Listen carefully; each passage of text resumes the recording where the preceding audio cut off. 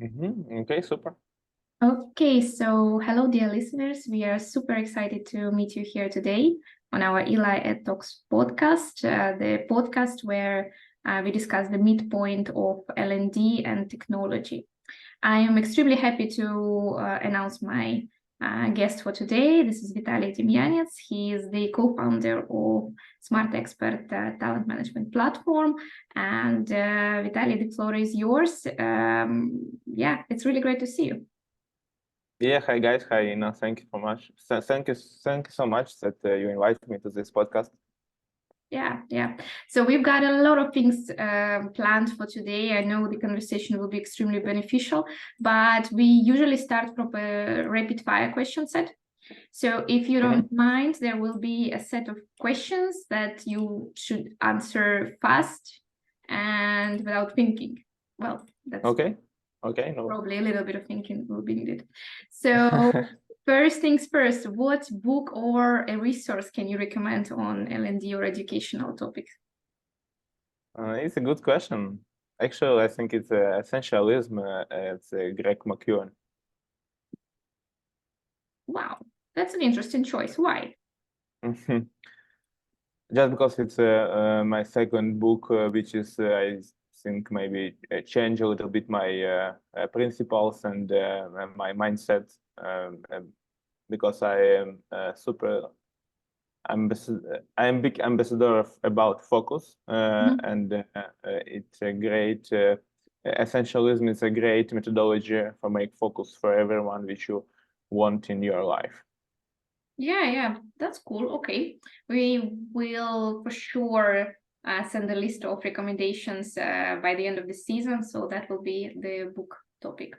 So who do you recommend to follow or invite to this podcast from L&D experts, or not necessarily L&D, just someone you think that our listeners might benefit from? In my opinion, generally, not a lot of people talk about gamification, interesting learning, development, another one. A lot of people talk about development, that it's a great opportunity in each company and another, but nobody talk about interested learning. Therefore, I think it will be great to invite someone who know what is gamification, who know what is interested learning, interactive learning, and other one. Yeah. I feel like even though this topic could be discussed, that not many companies actually do that. Like they say they want to, they say they are interested to, but it's a when it mistake. comes to action, It's a big mistake. yeah, fully agree. Okay, could you share a memorable, funny moment, setback, something that was holding you back maybe in your L&D journey, and how did you overcome it? It's a good question. Maybe it's not a good question. It's a hard question, just because my mindset is a little bit positive and have some principle. Please don't remember any bad mistake, another one. Just remember funny and happy moments. Therefore, let me share some funny moment which I have about this one. A few years ago, when I started in the EdTech, I just talk with anyone, and somebody said we need to make a learning according to their needs, which every employee, every person have in the company. And I just created I think, handmade phrase. It's a situational learning. I'm not sure. I totally not sure that it's this phrase exists in the world, but I use it in my every talk, in each call in the meeting with the potential clients, and I talk about this with very serious face, and everyone said, "It's a super. It's a great. I want it." Therefore, it's a little bit funny, just because situational learning it's I think, handmade phrase. Yeah, I know what you mean. I think we've all done a phrase like that every once in a life on our professional journey when you invent, but it's totally understandable what you mean by that. Okay, so what question must be asked on a job interview for L&D specialist or instructional designer for that matter? Actually, I understand why you asked me about this question. I think you wanted to ask me to which question L&D must be prepared when applied to any job. Yeah. And yeah, I know this answer. I can help. I think it can be a little bit not super clear for current L&D, but actually I think it must be how your result have an impact on the business goal, and tell a bit how you sell your idea to managers, to management of any company. Okay, so the connection between your learning material, learning strategy, and business needs, right? Yeah, it must be matched. Yeah, great. Okay, if you had to give one piece of advice to someone just starting their career in L&D, what would that be? It's easy. I think it's be owner or project manager of your project. I mean, it's not only for L&D. It's for each people who apply to any job. But if you talk about L&D, okay, be owner of your L&D project. Okay, cool, great. So let's talk a bit about you in particular. So why EdTech direction? So what brought you here? Honestly, it's not some. I don't have any special reason why I'm here. It's just because when I started when I started my career in my life, I just started from my first project, and it was a tech platform for coaching. Therefore, it was great. I loved it, and actually, it was great just because it wasn't something like any website or other one. I think you can see that I have some IT background. Therefore, I started my EdTech roadmap from IT. Therefore, it was some creating a tech platform. After this one, or actually, I didn't remember while working on this project, I just started to read some book, which is I think the main book in my life, which has changed my life. It's a Focal Point by Brian Tracy. And I got understanding that I need to focus on the one direction, and it is the way to success. And it was I had some skills in the EdTech, and it was a great point to start it, and I loved it. Therefore, and I just applied to a few next projects. We created some EdTech platform. It was not only a platform for corporate education, it was platform for any, I mean, it's, for example, digital learning. It was platform for government, I mean, for schools. Another one, it was platform for corporate learning. And actually now you can see that it's a smart expert. It's a real learning management platform for corporate education. Therefore, yeah, and after while I make all this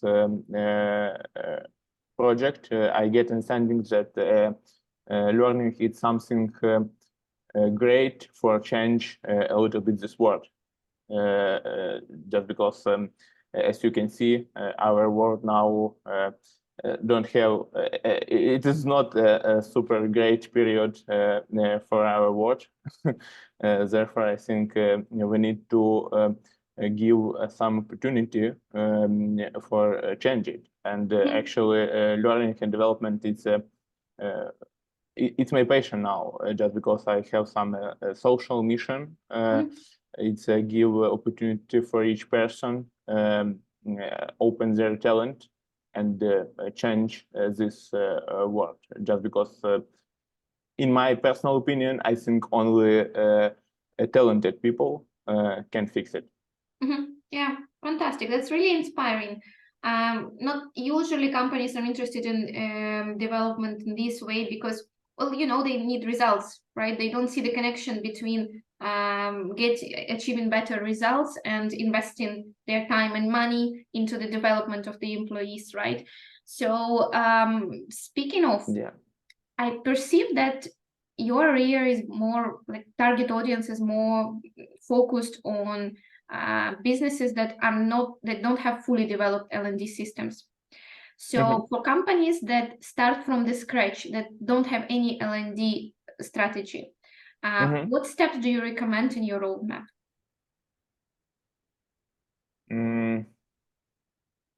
Actually, roadmap can be super different. It depends on the stage of every company.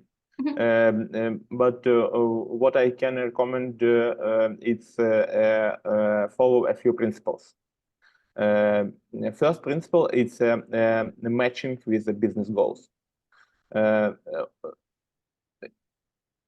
I think everyone is understand now. I hope that learning and development it's must be really needs when really needs for I think developing skills which give results, and the result must be not only for a person who develop it, but only for but always for company. In our world, when we can have a lot of information, we need to have any skills to sort this information and enter only relevant information and relevant data, which will help us to have additional benefit for us, for ourselves. It is the same with the company. We don't need to make learning for any employee just because it's a learning. No, it doesn't work. It must be matched with business goals. For example, if a business have some goal increase in revenue, okay, we need to understand who are from our company have impact to this goal. I mean, it can be a sales manager or another one, and just increase the productivity for this person, and not only do it, but I think it must be monitor any results and check a result which was before and which is will be after this learn. It is the first. Second one needs fast implementation and with short cycles and trial feedback. I mean, you don't. I don't know. Maybe somebody works with another methodology, but I can't understand how it's possible in this in our world, just because everyone changes super fast. Therefore, it must be super short cycles. I mean, you don't need to take a task which you need to make more than 1 month and more than 2 weeks. Just take a task which you can do for 1, maximum 2 weeks, and check a result after this task and get a feedback. It can be any methodology of project management, for example, like Scrum, Kanban, or anything else. And yeah, it works. It works. And I think maybe A third principle which I wanted to share is make project for humans. It's a super general phrase. It's everyone is understand it, but actually, when we can see any L&D project, for example, or it's not only for R&D in general. For example, some I know, maybe instruction or guidelines which have a 50 pages of information. Come on, guys, who will read it? No, but the answer is very easy. Therefore, just make a super interested and just make a real project for humans. When you created anything, just think how it will be works. How people will explore it, and is the point. And I think maybe last one is it's I think we need to swap words. What I mean, we have L&D, learning and development, but actually it will be great to swap the words and make a development, and only after development is learning. Just because everyone need to understand why this is learning. They need to develop. They need to develop their skills every day, every hour, etc. Yeah, that's a really, really interesting approach that you are taking. And if I may, there is something that caught my attention. So you mentioned that don't do half a year programs, do brief ones, right? So the task that you can finish in 1 or 2 weeks. Yeah. Why is that? Because I worked in companies where training programs could last for half a year. During which some of the co-workers, they could have quit. So all the time invested was for nothing. And that happened every single year. So that's from my perspective. I see your point. Why 2-3 weeks? Why you need to see the result now and complete the assignment now? What about you? Why did you come to this conclusion that shorter the better? Just because world changed. Everyone can see how GPT just change our world generally. It's not only with AI revolution. It's we can have the same when COVID is coming. Therefore, I think everyone can see that everyone is not stable. Therefore, we need to make things which is super fast, and it's the point to success. Therefore, and it's in general, it's about general, but if we talk about some specific things, I think it's super understandable for management of each company, just because when the L&D just come to the management of some company and said, hey, give me please a few $1,000. I need to make some project, and we can get any result minimum in 6 months, maximum. But a realistic plan is 1 year. Come on, who will do it? Nobody. It must be a super clear and understandable result, potential result, which we will get with this strategy. And moreover, in 1 month or 2 months, management just come to you and ask, tell me please about result, then tell me please about your progress. And I don't know, maybe someone is people who focus it on the process and can in 1 month can say, I make a few courses.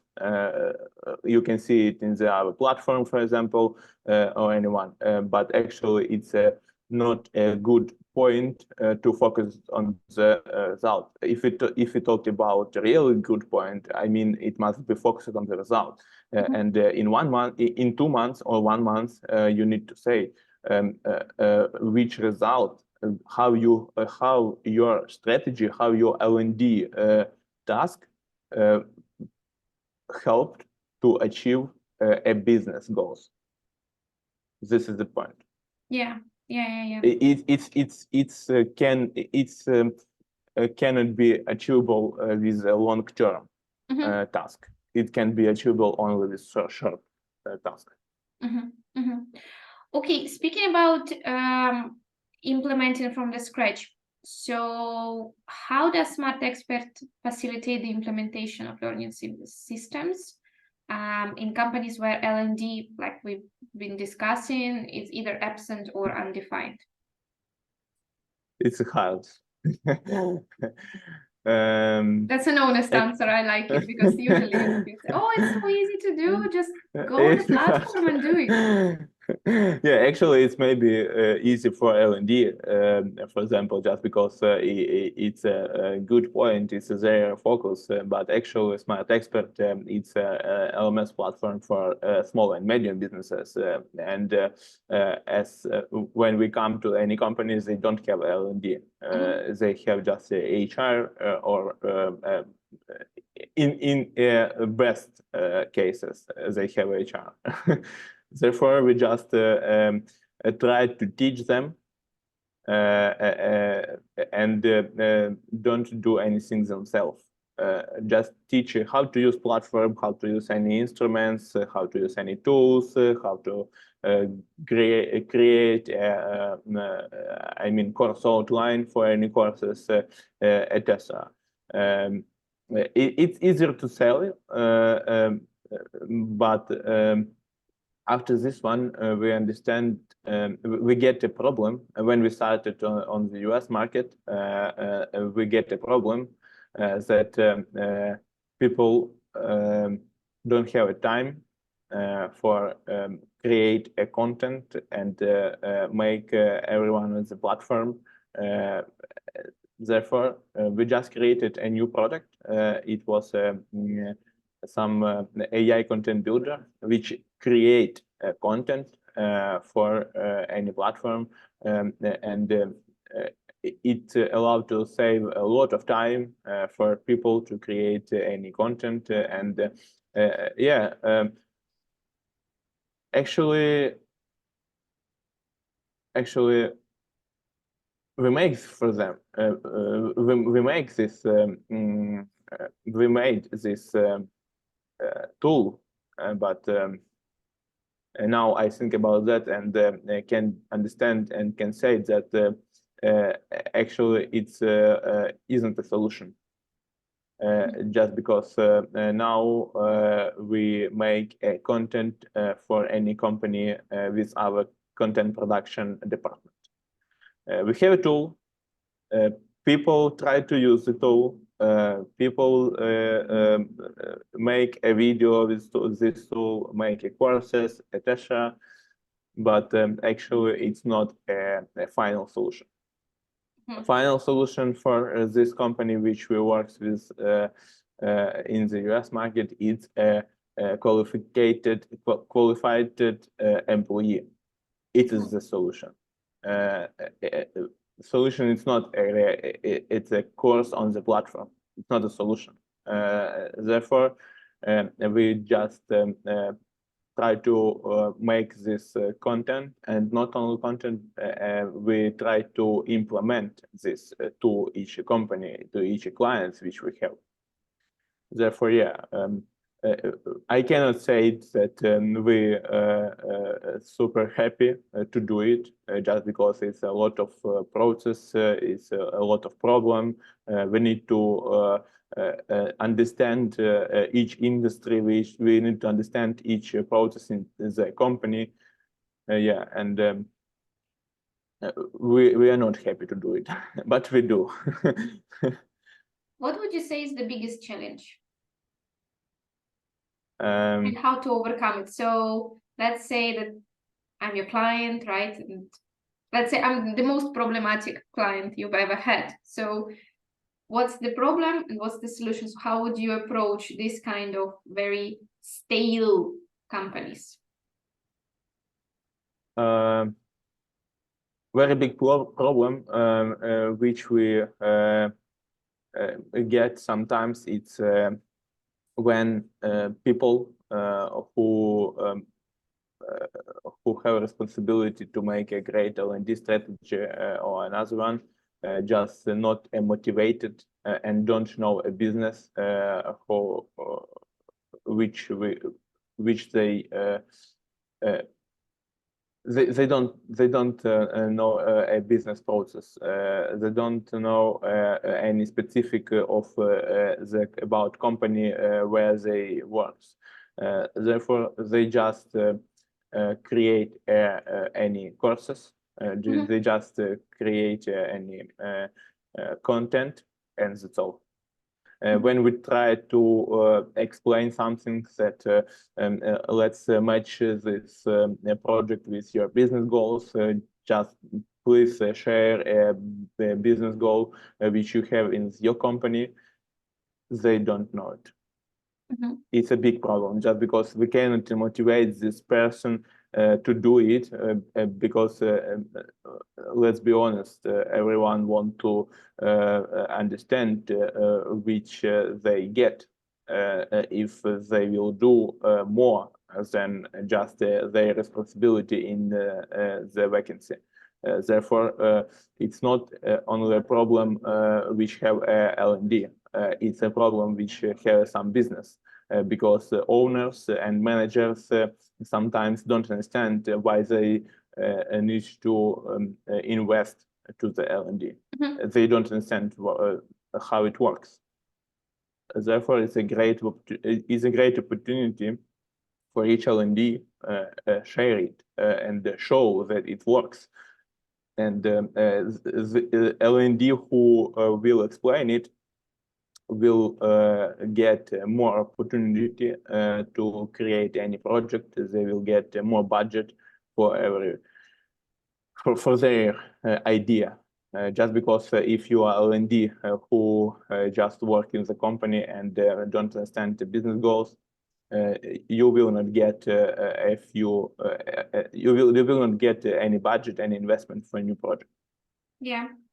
Yeah, and I feel like I totally understand what you mean, and I see also the other side. My friend just sent me a vacancy of an intern, L&D intern, and the description of the role is L&D manager. So, Yeah. So it's a complex question, but we've talked a lot about the negative cases, right? The bad clients, let's call them like this. Let's talk about the perfect scenario. So what are the use cases of success stories, let's call them so? Success stories. Okay, I can share someone, but it's not super maybe relevant to our audience, just because it's about enterprise. It's a super success story, just because some company who have more than 1,000 employees, it's a manufacturer of meat. They are not only manufacturers, they have a distribution also, and I think they have maybe more than 400 points for selling, and they don't. When they come to us, they don't. They didn't have any L&D or any strategy for learning of their employee. I was wondering, just because how it's possible, 1,000 employee, come on. But actually they did it, and first what we share, it's just implement, hire a person. It must be a super strong person, just because it's a 100 employee, 1,000 employee, and actually just hire a very strong L&D who will implementing to your process, to your business goals, and match it, and just will improve some bottlenecks which you have in your process, just because it's not only for enterprise, but for each company also. You cannot change everything. You need to change something which have a bottleneck. and first bottleneck, second and third, and another one. Like a domino. Sorry? Like a domino, it goes, right? Yeah. Back to our use case. So they just hire this L&D, and first what she did, it's implement to some special checklist which a cashier need to do when they get some claims. I mean, maybe if I remember, each point get more than 15 claims every day. And after this checklist and the checking this checklist in the platform, this number of claims reduced it to 3. It's more than 5x from each point, and she just implements this checklist and make and manage to with some financial specialist. I mean, is a CFO, a chief financial officer, have a deal that if people who finish this checklist in the platform just get a little bit more bonus to their salary. So it's super easy. It's not super expensive for this company. They just their salary fund just increase maybe to one person, but come on, their churn of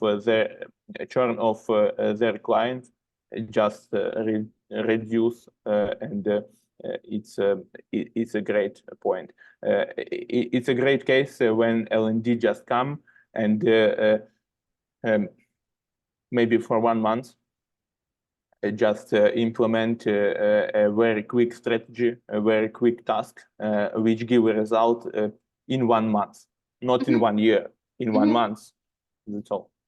Has a very clear motivation for the employee and very clear rules. This is what I'm getting if I do this. And I love it when learning is so connected to motivation, because sometimes we do the learning materials or programs that it's not very clear. So for the employee, why am I supposed to do this? It's not project for human. Yeah, totally. So you also mentioned a little bit AI, right? That the world is changing so fast that we just need the result right now. So speaking of AI, since we are on Eli EdTalks podcast, how do you see in general AI influence on L&D and platforms like Eli, which are AI generated videos, influence the landscape of L&D? Actually, it's a little bit scary for me. For many people, I guess. I keep hearing this, that it's a little scary. Yeah, I hear that more than 60% of Americans just scary about this AI. I totally agree with you. I think AI transformed all what we had before this revolution. I mean, okay, if we talk about L&D, I think everyone understands that they can create any video without a cameraman, without video makers, without making of some appointment with managers for record this video. After this one, manage this with video editor, and it's a lot of process. What we can have now, a few minutes. AI it's an awesome tool for create this video, and if in a few minutes you have a video. Moreover, if you will have any changes in your company, you just go to the builder, change any words, render it, and upload to the platform. in a few minutes without all this process. I mean, a cameraman, another one, presentation, or I mean deck. You don't need to have a very strong copywriter and have skills and graphic designers. You can create any presentation in a few minutes. That's all. Moreover, I think everyone just follow of this industry, and now everyone without any skills in the L&D just can create whole courses. Just imagine it, whole courses just in a few minutes. That's the part where everyone says, I'm so scared of AI, I don't trust AI. You just need to define a topics, description, audience, and expected result. That's all. What is going on? What's going on with this work? Looks like everyone need to be operator of AI without any skills. It's scary just because when something happens, I mean, maybe internet is gone, electricity is gone, or maybe or something else. It's bad point for our skills just because all this technology just changes. We don't need to have any skills and for make anyone now. When something happens, it's a bad point for be alive. For be relevant. I mean, okay, it's a bad scenario, but by the way, more maybe you can hear a popular model, a car model. I mean, like BMW, Audi, Volkswagen, just implemented GPT-powered voice assistant to their car yet, and that's all. Your AI tutor in your car. You can ask anything what you want. And yeah, I think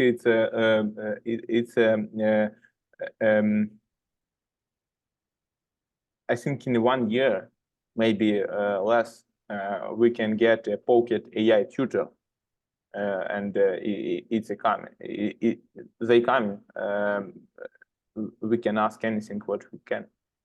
Yeah, and some things that you are a little bit afraid to ask your superior, or when, let's say, you've been in company for a while, for 3-4 months, and some questions are just embarrassing to ask from your boss, and there is always an option to ask. But then there is, of course, another question of integrity, of safety, and so on. So what's the way to navigate it cautiously? But it's a whole other discussion. One more topic I'd love to discuss with you today is the intersection between L&D and project management. Now, I know you have some fantastic ideas and really unconventional view on the topic. So if you have some tips and tricks, that would be lovely. Actually, I want to share something which I had, which I created for compare it, but I don't have this slide now. I will prepare it to our real podcast. No problem. Therefore, sorry, but actually, yeah, totally compatible. Just because if I say it, each L&D must be a PM of the L&D project. I mean it must be what I mean. I mean it. They must have skills to I think manage 3 sides of each project. It's a finance. It's a quality, I mean scope of task, and it's a time which you need to create it. It's a very basic things. Therefore, as I said before, you can use any project methodology for project management methodology for manage it. I recommend Kanban just because Scrum it's a little bit hard Therefore, be project manager of your project. I think you will not be very happy if somebody just come to you and said, Ina, help me please with some task just because I have some problem. Yes, you can, but actually it's your time.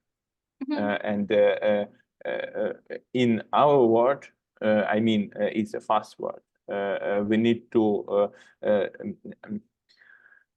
in my personal opinion, the most expensive resource which we have is the time. Just because when everyone just born, everyone have the same balance in your the same balance of time in your life account. It's 100, let's imagine 100 years, and each day, each month, each week which you live, you just spend your bank. It cannot be increased, it just can reduce. Therefore, you need to save this time. It's only one, I mean, it's just one resources which can be renovatable. Therefore, you need to pay attention to this one and spend time only to project, only to only to task which will get a benefit which you have, which you want to get. Therefore, if somebody just come to you and say, just help me, okay, you can do it, but actually it's not according to your goals. You just therefore it's the point why I said it. You need to be owner of your task. Your problem in your project, it's your problem. You can get advice. You can go to someone and just ask to help, but you need to think about this. It's not a point for thinking of your manager, of your owner, or anything else. Just think about your problem, just think about your project, and be owner of your project. Cool.